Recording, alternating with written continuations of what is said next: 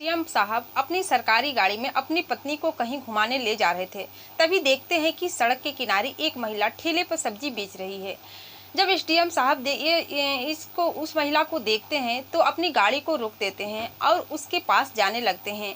जब वो महिला देखती है कि एसडीएम साहब उसके पास आ रहे हैं तो अपनी चेहरा को छुपाने लगती है। इसके बाद एसडीएम साहब कहते हैं कि चेहरा छुपाने की जरूरत नहीं है सोनम, मैंने तुम्हें देख लिया है। इसके बाद वो महिला उनके सामने हाथ जोड़कर रोने लगती है, गिड़गिड़ाने लगती है। तो दोस्तों, आखिर उस महिला का एसडीएम साहब के साथ क्या संबंध था और वो महिला उनके सामने हाथ जोड़कर क्यों रो रही थी? तो दोस्तों, आइए जानते हैं इस घटना की पूरी कहानी इस वीडियो के माध्यम से। तो दोस्तों, मैं हूं ज्योति कुशवाहा और आपका ज्योति वॉइस चैनल में स्वागत है। दोस्तों, वीडियो में आगे बढ़ने से पहले आपसे रिक्वेस्ट है, अगर आप मेरे चैनल पर नए हैं तो वीडियो को लाइक कर दीजिएगा, शेयर कर दीजिएगा और चैनल को सब्सक्राइब जरूर कर दीजिएगा ताकि हमारा हौसला बढ़ता रहे और आप लोग के बीच में मैं ऐसे ही नए नए इंटरेस्टिंग वीडियो ला सकूँ। तो दोस्तों, आज की जो ये सच्ची घटना मैं आपको सुनाने जा रही हूँ, ये घटना इलाहाबाद के एक गांव की है। उसी गांव में एक सोनम नाम की लड़की अपने ही माता पिता के साथ रहती थी। सोनम दिखने में बहुत ही सुंदर थी और उसको अपनी सुंदरता पर बहुत ही घमंड था। जब कभी भी वो अपनी सहेली के साथ रहती थी तो अपनी सहेली से कहती थी कि जब मेरी शादी होगी तो मुझसे शादी करने के लिए राजकुमार आएगा और मुझे शादी करके ले जाएगा। ऐसे ही वक्त बीतता जाता है, समय कटता जाता है। धीरे धीरे सोनम शादी करने लायक हो जाती है। जब शादी करने लायक हो जाती है तो उसके माता पिता को उसकी शादी की चिंता सताने लगती है। उसके लिए एक अच्छा सा रिश्ता देखने लगते हैं। देखते ही देखते पास के ही गांव में एक लड़का रहता है जिसका नाम संदीप रहता है। उससे शादी ठीक हो जाती है। वो लोग उस लड़के को पसंद कर लेते हैं। हालांकि लड़का उतना सुंदर नहीं रहता है, लेकिन स्वभाव का बहुत ही सुंदर रहता है, खुले विचारों वाला रहता है और बहुत ज़्यादा पढ़ा लिखा रहता है और ये अपने माँ बाप की कद्र करने वाला होता है, उसकी बातों को मानने वाला होता है। सोनम के पिताजी और उसके भाई उसके यहाँ रिश्ता लेकर जाते हैं तो उन दोनों को ये लड़का भा जाता है। उसके विचार उन दोनों को बहुत ही अच्छे लगते हैं और उसके परिवार वाले यानी कि संदीप के माता पिता भी बहुत अच्छे विचारों के रहते हैं। उनका परिवार बहुत ही अच्छा रहता है, जिस वजह से इसके भाई और इनके पिता, सोनम के पिता, रिश्ता पक्का कर देते हैं। और जब घर आते हैं रिश्ता पक्का करके तो सोनम पूछती है कि पिताजी, जिस लड़के को आपने मेरी शादी के लिए देखा वो मेरी तरह है कि नहीं, यानी कि मेरे जैसा सुंदर है कि नहीं, हम दोनों की जोड़ी मिलनी चाहिए, ऐसा ना हो कि वो अच्छा ना हो। इसके बाद सोनम के पिताजी कहते हैं कि बेटा, रंग रूप कोई मेल नहीं रखता है, कोई माने नहीं रखता है।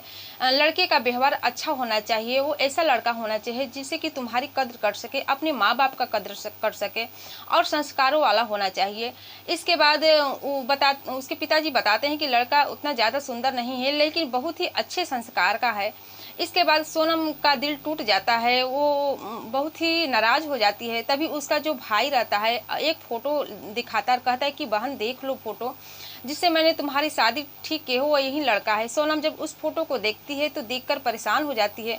वो उतना ज़्यादा सुंदर तो नहीं रहता है, थोड़ा उसका कलर काला रहता है। जब इस फोटो को देखती है तो सोनम परेशान हो जाती है और सोचने लगती है कि ये कैसा लड़का है, मेरे साथ इसकी शादी कैसे होगी, मेरी ज़िंदगी इसके साथ कैसे कटेगी।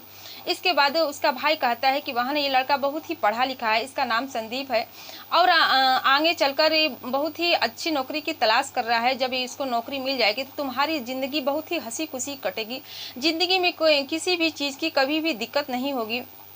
सोनम लेकिन उसके संदीप के रंग रूप को लेकर बहुत ही परेशान थी। वो शादी तो नहीं करना चाहती थी लेकिन अपने पिता और भाई के आगे कुछ बोल नहीं सकती थी। दोस्तों, हमारे समाज में जो गांव की लड़कियां रहती है उसको अक्सर अपने मन से शादी करना ठीक नहीं माना जाता है। जैसे माँ बाप रिश्ता ढूंढ देते हैं उसी में उसको शादी करना ही पड़ता है, जिस वजह से सोनम कुछ बोल नहीं पाती है। इसके बाद रिश्ता ठीक हो जाता है। धीरे धीरे शादी का समय दिन भी आ जाता है। जिस शादी का जिस दिन रहता जाता है, बहुत ही घर के उसके मेहमान जो रहते हैं वो आए रहते हैं, घर में चहल पहल रहती है। जब दूल्हा बारात लेकर संदीप बारात लेकर आता है तो उसका ही बहुत ही अच्छे तरीके से स्वागत किया जाता है। स्वागत करने के बाद अब जयमाल की बारी होती है। सोनम दुल्हा के रूप में जयमाल पर जाती है और दोनों के हाथ में माला होती है। जब सोनम माला डालने वाली होती है संदीप को, तो संदीप को देखकर आश्चर्यचकित हो जाती है। सोचती है कि फोटो में तो थोड़ा बहुत अच्छा लग रहा था, लेकिन सामने से तो ये बिल्कुल भी अच्छा नहीं लग रहा है। वो बहुत ही ज़्यादा गुस्सा हो जाती है। जब उसके गुस्से की वजह उसके पिता पूछते हैं तो वो अपने पिता से कहती है कि पिताजी, ये लड़का मुझे पसंद नहीं है। फोटो में तो थोड़ा बहुत अच्छा दिख रहा था, लेकिन सामने से तो बहुत ही थोड़ा भी अच्छा नहीं दिख रहा है। अब चाहे कुछ भी हो जाए, मैं इस लड़के से शादी बिल्कुल भी नहीं करूँगी। इसके बाद संदीप और उसके पिता को बहुत ही बुरा लगता है। वो उस समय कुछ नहीं बोलते हैं क्योंकि अच्छे संस्कार वाले होते हैं। वो संदीप बहुत ज़्यादा पढ़ा लिखा रहता है, उस वक्त वो कुछ बोलता नहीं है। फिर संदीप के पिताजी सोनम के पिताजी से कहते हैं कि क्या आपने बताया नहीं कि मेरा बेटा कलर में थोड़ा काला सा है। इसके बाद उसके पिता भी बहुत मजबूर रहते हैं। वो सोनम को समझाने की कोशिश करते हैं, उसके भाई भी उसको समझाने की कोशिश करता है कि जब आज बारात आई है तो किसी तरह शादी कर लो।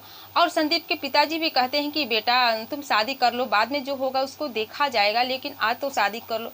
सब लोग समझाकर परेशान हो जाते हैं, लेकिन सोनम किसी की बात को सुनती नहीं है।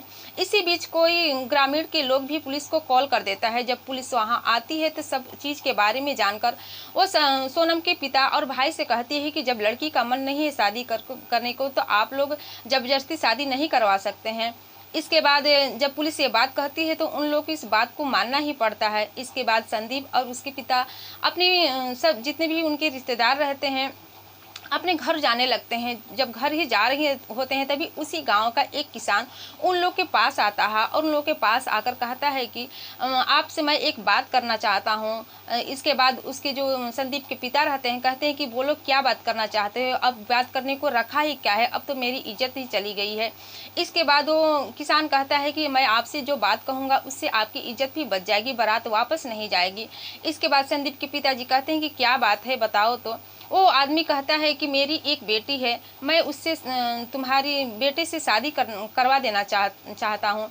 मेरी बेटी तो बहुत ही ज़्यादा पढ़ी लिखी तो नहीं है, लेकिन बहुत ही अच्छे संस्कार की हो, कामकाज में बहुत ही निपुण हुए, और जब शादी हो जाएगी तुम्हारे घर का बहुत ही ख्याल रखेगी, तो आपके बेटे का भी ख्याल रखेगी। दोस्तों, पहले के युग में ऐसा ही होता था, जब किसी की गाँव में शादी टूट जाती थी तो ऐसे ही शादी कराकर भेज दिया जाता था। संदीप के पिता को ये बात बहुत ही अच्छी लगती है और उसी समय उसी लड़के से संदीप की शादी बहुत ही अच्छे तरीके से हो जाती है। और फिर वो अपनी दुल्हन उस लड़की को लेकर अपने गांव चला जाता है।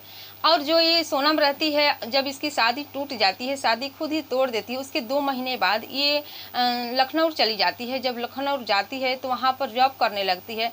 ऐसे ही कुछ दिन बीत जाता है, तभी इसकी दोस्ती एक लड़के से होती है। इसका नाम विशाल रहता है। उसको पहली बार में ही देखकर सोनम उसको पसंद कर लेती है, क्योंकि सोनम से जितनी सुंदर थी उतनी ज़्यादा सुंदर वो लड़का भी रहता है। इसके बाद वो उसको बार बार देखने लगती है। जब वो विशाल देखता है कि ये लड़की मुझे बार बार देख रही है, तो उसके आगे पीछे बाइक घुमाता रहता था, जहाँ भी जाती थी पीछे पीछे जाता था। इसी तरह करते करते दोनों में प्यार हो जाता है। दोनों में जब प्यार हो जाता है तो दोनों आपस में बातें करने लगते हैं। जो विशाल रहता है बहुत ही शराब का आदी रहता है, उसका नेचर थोड़ा अच्छा नहीं रहता था, लेकिन सोनम को इस बात का पता नहीं चलता है। वो अपने मन में सोचती है कि मैंने संदीप से शादी ना करके बहुत ही अच्छा किया कि मुझे विशाल जैसे अच्छा लड़का मिला। लेकिन जो विशाल था उसका स्वभाव अच्छा नहीं था। वो बहुत ज़्यादा लड़कियों से बातें किया करता था और बहुत ज़्यादा शराब का सेवन किया करता था, लेकिन सोनम को इस बात का बिल्कुल भी पता नहीं था कि वो ऐसा है। इसके बाद धीरे धीरे वक्त बीत जाता है। फिर एक दिन सोनम सोचती है कि विशाल से शादी कर ले। वो अपने घर पर ये बात बताती है कि मैं विशाल से शादी करना चाहती हूँ, लेकिन उसके जो घर वाले रहते हैं इस विषय में कुछ बोलते एतराज़ नहीं होता है, क्योंकि वो सोचते थे पहले ही इसकी शादी एक टूट चुकी है, इसलिए इसके बारे में कुछ बोलते नहीं। वो राजी हो जाते हैं शादी करने के लिए। एक दिन विशाल से उसकी सोनम की शादी हो जाती है। दोस्तों, शादी हो जाती है तो कुछ दिन तो ठीक चलता है। इसके बाद धीरे धीरे समय गुजरता जाता है, लेकिन जब भी ये विशाल था, पहले शादी से पहले जब भी सोनम के पास आता था तो शराब पीकर नहीं आता था, और जब भी इसे लड़कियों से बातचीत करना होता था तो एक कमरा लेता था किराए पर, और उसी समय दूसरी लड़कियों के साथ अपना वक्त बिताता था, शराब पीता था। लेकिन जब शादी हो जाती है तो शादी के 6 महीने बाद ये भी ऐसा ही करता है। सोनम के सामने कभी शराब पीकर नहीं आता था और लड़कियों के साथ, अगर दूसरी लड़कियों के साथ उसको समय बिताना होता था तो किसी होटल में जाकर अपना समय बिता लेता था। सोनम को इस बात की पता नहीं थी। सोनम अब शादी के बाद भी यही सोचती है कि मैंने उस लड़के से शादी ना करके, बहुत ही संदीप से शादी न करके बहुत ही अच्छा किया, लेकिन वो नहीं जानती थी कि अब आगे उसकी ज़िंदगी खराब होने वाली है। इसकी ज़िंदगी में जो तूफान आने वाला है वो बहुत ही बेकार होने वाला है। इसके बाद दोस्तों जब समय धीरे धीरे गुजरना जाता है तो जो सोनम एक बच्ची को जन्म देती है। जब एक बच्ची को जन्म देने के बाद कुछ समय बीत जाता है तो जो विशाल रहता है वो अपना रंग रूप दिखाने लगता है। उसकी आदत बहुत ही बेकार हो जाती है। अब तो सोनम के सामने भी वो शराब पीने लगता था और अपने दोस्तों से बातें करने लगता था, दूसरी दूसरी लड़कियों से बातें करता था। जब सोनम को इसके बारे में पता चलता है तो उसका विरोध करती है। जब ये विरोध करती है तो विशाल कहता है कि तुम्हें रहना है इस घर में तो रहो, नहीं तो धक्के मारकर बाहर निकाल दूंगा, और एक दो थप्पड़ सोनम को मार भी देता है। सोनम को आज पता चलता है कि उसने अपनी ज़िंदगी में कितनी बड़ी गलती की है अपने माता पिता की बात को न मानकर। लेकिन वो कहती भी तो किससे कहती, अपने मर्जी से शादी की थी। वो सोच रही थी कि मैंने अपने पिता की बात न मान के बहुत ही गलती की हूँ। दोस्तों, माता पिता अगर बच्चों के बारे में सोचते हैं तो कुछ अच्छा ही सोचते हैं, लेकिन क्यों इसलिए हमें अपने माता पिता की बात को माननी चाहिए। अगर उस दिन सोनम अपने माता पिता की बात को मान लेती, उससे शादी कर लेती, तो आज ऐसा दिन उसको देखना ना पड़ता। इसके बाद कुछ दिन बीत जाता है। सोनम ऐसे ही घुट घुट कर रह रही थी। वो अपने माता पिता से भी नहीं बता सकती क्योंकि अपनी शादी अपनी मर्जी से की थी। फिर एक और बच्ची की जन्म देती है। जब बच्ची की जन्म देती है तो उन दोनों के बीच डेली लड़ाई झगड़ा होने लगते थे। विशाल अक्सर आता था तो शराब पीकर आता था। अब ये सोनम करे तो क्या करे। अब विशाल की ऐसी हालत हो गई थी कि वो अपने दोनों बच्ची की परवरिश भी अच्छे तरीके से नहीं कर सकता था। उसके पास धीरे धीरे पैसे खत्म होने लगे थे। फिर सोनम सोचती है कि क्यों ना मैं अपने पति यानी कि विशाल से दूर हो जाऊं और अपनी बच्ची की, क्योंकि वो अपनी बच्ची की ज़िंदगी ख़राब नहीं करना चाहती थी। वो सोच रही थी कि मेरी ज़िंदगी तो ख़राब हो ही गई है, लेकिन मैं अपने बच्ची की भविष्य को ख़राब नहीं करना चाहती थी। फिर एक दिन सोनम अपने परिवार से इसके बारे में कुछ भी नहीं बताती है और विशाल से अलग होकर वहीं पर इलाहाबाद में एक रूम रेंट पर लेती है, किराए पर लेती है और अपनी दोनों बच्ची के साथ वहाँ पर रहने लगती है। 2-3 दिन तो ऐसे ही गुजर जाता है। फिर सोनम सोचती है कि अगर मैं कमाऊंगी नहीं, पैसा घर में नहीं रहेगा तो घर चलने वाला नहीं है। फिर जिस रूम में रह रही थी उसी के नीचे रोड के किनारे एक ठेले पर सब्जी का दुकान लगा लेती है। अपनी बच्ची के साथ सब्जी बेचने का काम करने लगती है। एक दिन में उसे 2 से 3 रुपये मिल जाते थे और उसी पैसे से अपना खर्चा चलाती थी, अपनी बच्ची की परवरिश करती थी और कुछ पैसे अपने भविष्य के लिए भी बचा कर रखती थी।